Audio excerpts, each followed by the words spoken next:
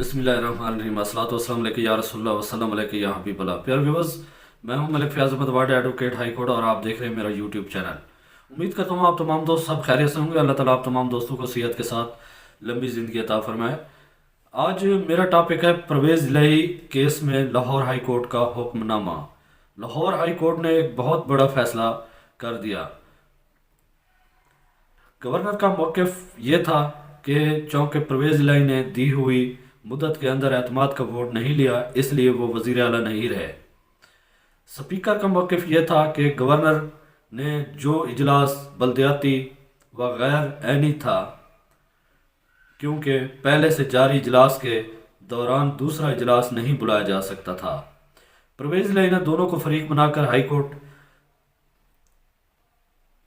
Rate درخواست high court میں جمع کرا دی، جس پر سماعت ہوئی.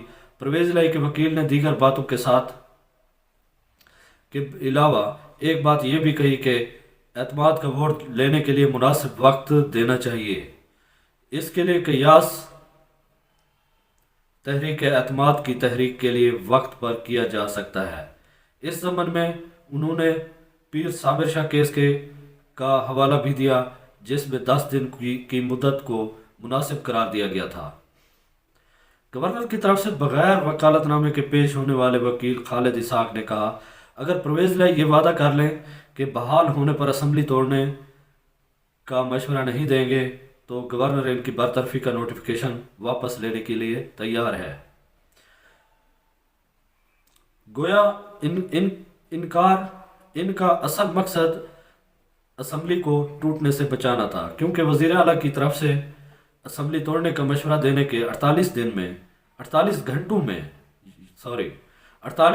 اسمبلی خود بخود ٹوٹ جاتی ہے. اگر اس سے قبل گورنر اس مشورے پر عمل نہیں کیا. عدالت نے پرویز الہی کے وکیل کی جانب بال پھینکی، جنہوں نے عدالت میں انڈرٹیکنگ دی کہ وہ بحال ہونے پر اگلی تاریخ تک اسمبلی توڑنے کا مشورہ نہیں دیں گے. عدالت نے پرویز الہی کی برطرفی کا نوٹیفیکیشن کو معطل کر دیا اور سماعت 11 جنوری تک ملتوی کر دی. خلاصہ یہ نکلا کہ اگلی سماعت یعنی 11 جنوری کو تک پرویز الہی گورنر میاں بلیغ الرحمان صاحب کو اسمبلی توڑنے کا مشورہ نہیں دیں گے. لوگ سوال کر رہے ہیں کہ عدالت نے میرٹ پر فیصلہ سنائے بغیر بارگیننگ میں حصہ کیوں ڈالا؟ تو اس کا جواب یہ ہے کہ تمام فریقین کو سنے بغیر میرٹ پر فیصلہ ممکن نہیں تھا. اس لیے پہلی سماعت میں تو بنیادی طور پر یہی فیصلہ کرنا تھا کہ گورنر کے جاری کردہ نوٹیفیکیشن کو معطل کیا جائے یا نہیں. اس مقصد کے لیے یہ میرٹ پر جائے بغیر فریقین سے وعدہ لیا جا سکتا تھا کہ وہ حالات میں تبدیلی لائیں گے جب تک عدالت میرٹ پر فیصلہ نہ سنا دے کہ نوٹیفیکیشن غلط تھا یا درست. اور اس مقصد کے لیے میاں منظور احمد وٹو کی نظیر بھی موجود تھی. یہاں تک کہ یہ بات قابل قبول ہے. اس کے بعد کا سوال یہ ہے کہ عدالت نے مزید سماعت 11 جنوری تک کیوں معطل کی، اتنی لمبی پیشی کیوں ڈالی؟ اس کا جواب یہ ہے کہ سرما کی چھٹیاں شروع ہو رہی ہیں. وزیر اعلیٰ اور اگلی سماعت سرما کی چھٹیوں کے بعد رکھ دی گئی. اس کے بعد سوال یہ ہے کہ یہ معاملہ اتنا اہم نہیں ہے کہ اس کی سماعت روزانہ کی بنیاد پر ہونی چاہیے تھی اور 2 سے 3 دن کے اندر سماعت مکمل ہو جانی چاہیے تھی.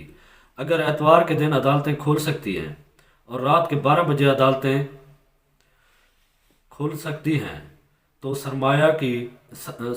سرما کی چھٹیوں پر جانے کی کیا جلدی تھی؟ سماعت میں عدالت نے کہا کہ گورنر کے نوٹیفیکیشن کو معطل کیا جائے۔ پرویز الہی تو وزیر اعلیٰ برقرار ہیں، جس پر وزیر اعلیٰ کے وکیل علی ظفر نے کہا کہ وزیر اعلیٰ تو موجود ہے لیکن اس کی کابینہ نہیں ہے اور الفاظ دیگر صوبے میں حکومت کا وجود نہیں ہے اور اس معاملے کو لٹکایا نہیں جا سکتا۔ اس بنا پر عدالت سٹے آرڈر دینے پر آمادہ ہو گئی۔ پھر سوال یہ ہے کہ اگر معاملہ اتنا سنگین ہے تو اس کے لیے سرما کی چھٹیاں قربان نہیں کی جا سکتی تھی۔ اس سوال کا جواب میں دینے کی کوشش کروں گا تو نہایت محتاط الفاظ استعمال کرنے کے باوجود توہین عدالت کا مرتکب ہوں گا۔ اس سے اکتفا کرتا ہوں کہ مجھے اعتراض پرویز الہی سے اس کی سماعت تک انڈرٹیکنگ لینے نہیں بلکہ اگلی سماعت کے لیے طویل تاریخ دینے پر ہے۔ تھوڑا کہے کو زیادہ سمجھیے۔ امید ہے آپ تمام دوست یہ میں نے جو باتیں بتائی ہیں یہ آپ سمجھ گئے ہوں گے۔